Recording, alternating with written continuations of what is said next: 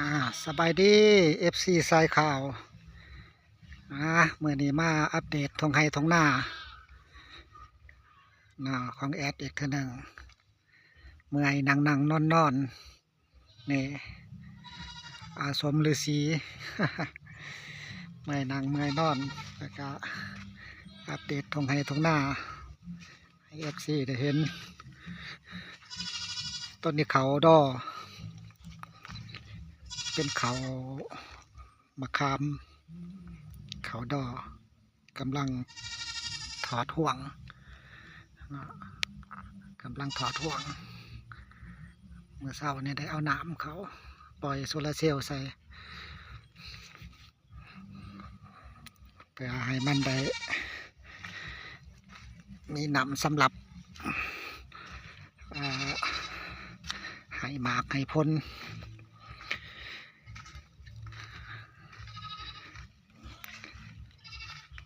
ส่วนเขาดอกคำเนาะดอกคำแดงโอ้กระถอกลายแล้วกลมหมดแล้วทิศนานี่ก็สิบ่ได้เกี่ยวบ่เนี่ยสิได้เกี่ยวแล้วเนี่ยทิศนานี่ทิศสีมาเนี่ยเบิ่งเบิ่งกลมหมดแล้ว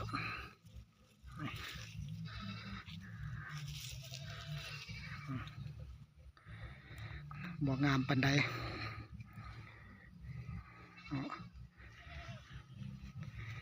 เขาเริ่มหยอดตั้งแต่วันที่15เดือนหาเมื่อนี้วันที่16 17เดือนเก่าก็4 เดือนเนาะ4 เดือนเต็ม120 วัน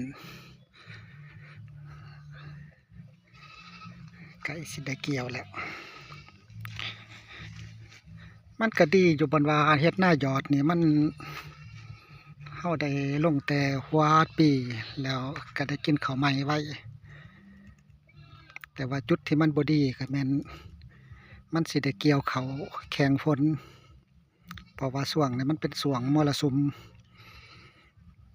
จักหน่อยนี่มันก็สิมีพายุเข้ามาแล้วนี่คันเอาน้ำบ่ทันนะครับพรเขานี่ก็ผู้นำละเนียดละน้องแล้วมันหยงอยู่ตอนนั้นมันบ่คือเขาหน้าปีเขางั้นเขาไวแสงมันจะถอกตามฤดูกาลบ่หอดยามมันถอกมันก็บ่ถอกเด้อแต่หม้อนี่ถอกตามอายุจะเป็นหมากตามอายุของมัน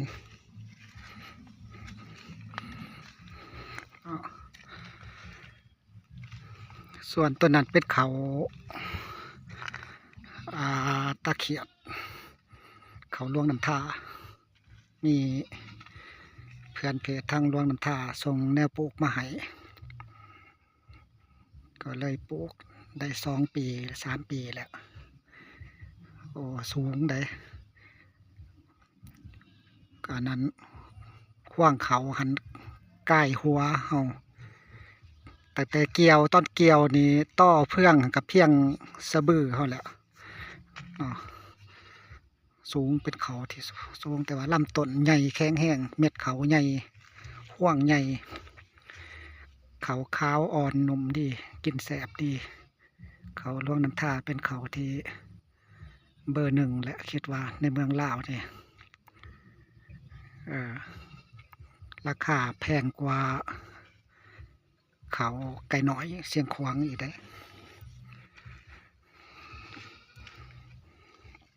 แต่ว่ามันเหลืองตอนทำอิฐก็ตกใจเห็นเขามันเหลืองเพราะว่าสว่างหนึ่งแถวนั้นเหลืองแห้งวังทิศหลังทิศก่อนเหลืองแห้งเป็นย่างว่าคิดว่ามันติดไวรัสบ่หรือว่าเนี่ยใดปุ๋ยกระใสอยู่แต่มันยังเหลืองแห้งเลยมาศึกษาเบิ่งใน YouTube เบิ่งบรรดาเซียนเขาทั้งหลายเขาเว้าก็ว่าบ่ให้ตกใจเรื่องเขาเรื่องหยาบนี่ช่วงถ่ายเดือน8ต่อใส่ต้นเดือนเก่านี่พวกเขางั้นนะพวกเขาหน้าปีเขางั้นเนี่ยพวกเขาไวแสงเนี่ยมันจะเหลืองเพราะว่ามันเป็นช่วงที่เปลี่ยนถ่ายฤดูกาล เปลี่ยนถ่ายฤดูกาลเด้มันก็เริ่มเปลี่ยนจากวัยเจริญเติบโตมาเป็นสู่วัยที่ให้หมากให้ห่วงแล้วมันก็เริ่มสิเข้าสู่โหมดของการเกิดดอกออกผลของมันเนาะมันก็เลยมีการสลัดใบเก่าออกหรือว่าเปลี่ยนใบเก่าออกเพื่อจะถอดอันนั้นใบยังเขาเอิ้นใบวีใบยังของมันนั่นเพื่อมันจะอันนั้นม่านเขาเอิ้นเขาม่านเนาะแล้วก็เกี่ยมถอกนี่มันก็เริ่มมีใบวีมันขึ้นมาก็เริ่มมีเขียวขึ้นมาพวกเขาอันนั้นคือกันเขาเจ้ามะลิก็อันเดียวกันเป็นเขาไวแสงเขางันขั้นเห็ดหน้าหยอดเนี่ยแนะนำให้ใส่เขาไวแสงนี่หลายๆเขางันนี่ใส่หลายๆเพราะว่าขั้นจะไปใส่เขาพวกนี่เขาก็ข้อ8บอกเขายังเขาดอกคำเขาเนี่ยพวกที่โบแมนเขาไวแสงเนี่ยมันจะถอกตามอายุการของมันตามเวลาของมันหดยามมันถอกมันก็จะถอกหลดแล้วครับมันจะเห็ดให้เฮาไปเกี่ยวเขาที่สวงมรสุมสวงยามฝนจังสิหยุงใหญ่คันบ่มีบอลเก็บเมียนบ่มีสางบ่มีโดมที่ว่าให้ห่มบอลเมียนกองเขายังนี่หยุงใหญ่เนาะแต่ว่าใส่ก็ใส่พอประมาณสำกาวาสีเมียนมันได้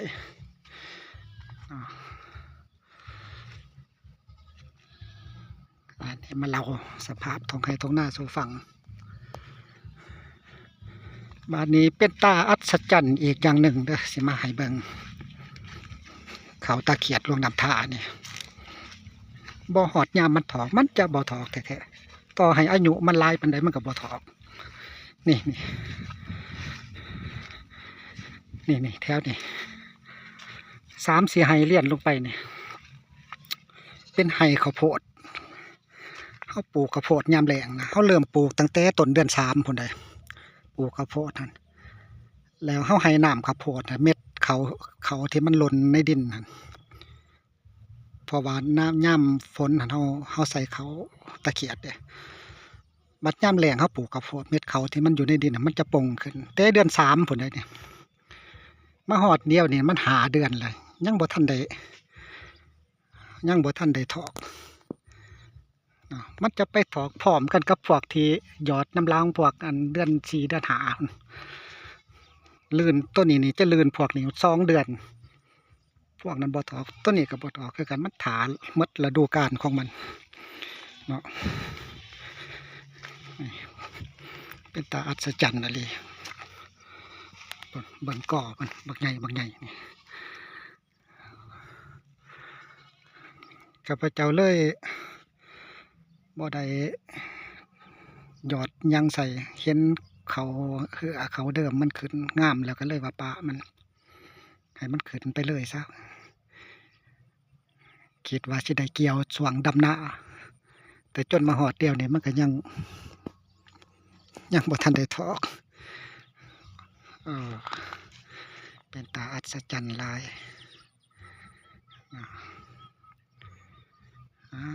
ท้องหน้าก็สิประมาณนี้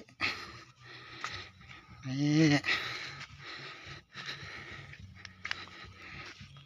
ี่น้องปลา เป็นน้องเก็บกักน้ำบาดาลเป็นอ่างตรงสำหรับปมโซลาเซลล์เพื่ออาศัยซื้อโปมมาจุ่มลงนี่แล้วก็ดูดขึ้นไปใส่หน้าดูดไปหดผลปลูกยามแล้งคิดว่าแนวนั้นคันเฮาสิเอาโปมจากหมอโซลาเซลล์โดยกงโลธนามันสินักโพดเพราะว่าเฮาได้ส่งน้ำไปไกลๆใส่ท่อส่งไปไกลได้40-50 เมตร100 เมตรจังซี่มันสิเฮ็ดให้โปมมันทำงานหนักโพดเฮ็ดเวียกหนักแล้วมันสิไหมเฮ็ดให้อายุใช้งานของมันน้อยลง เราต้องซื้อปอมใหม่มาจุ่มลงนี่โลดใส่ไฟบาน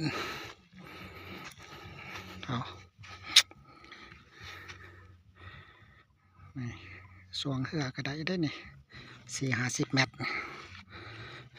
ไม่ได้ซื้อเหือยางมาใส่แม่เหือนเพิ่นก็จะให้ซื้อเหือมาให้เพิ่นอยากพายเหือเพิ่นว่าหักลอยน้ำบ่เป็น ตอน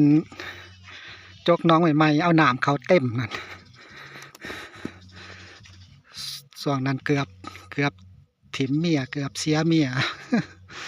ตัวเองก็มาแต่นั่งพุ่นแล้วบ่ได้นอนฟังเพลงในอู่พุ่นแล้วบัดนี้เพิ่นมาเห็นน้ำมันใสหยังเนาะเอาแนวโปมน้ำลงใหม่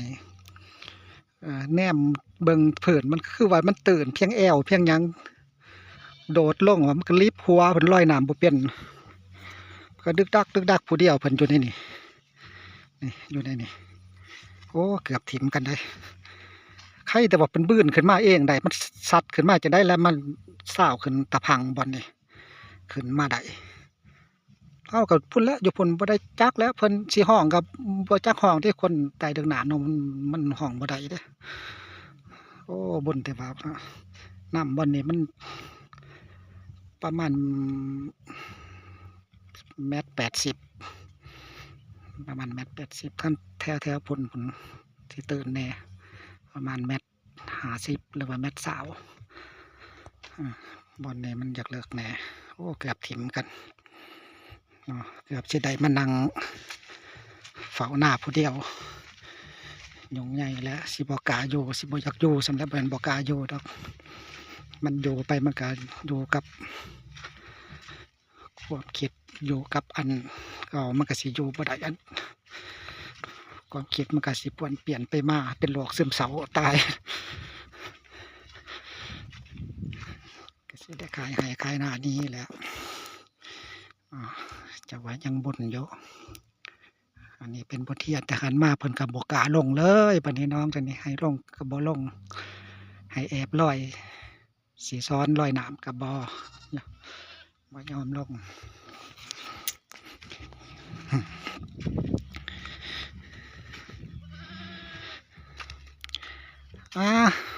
มาเล่าเรื่องเก่าสู่กันฟังเนาะกับเรื่องหน้ายอด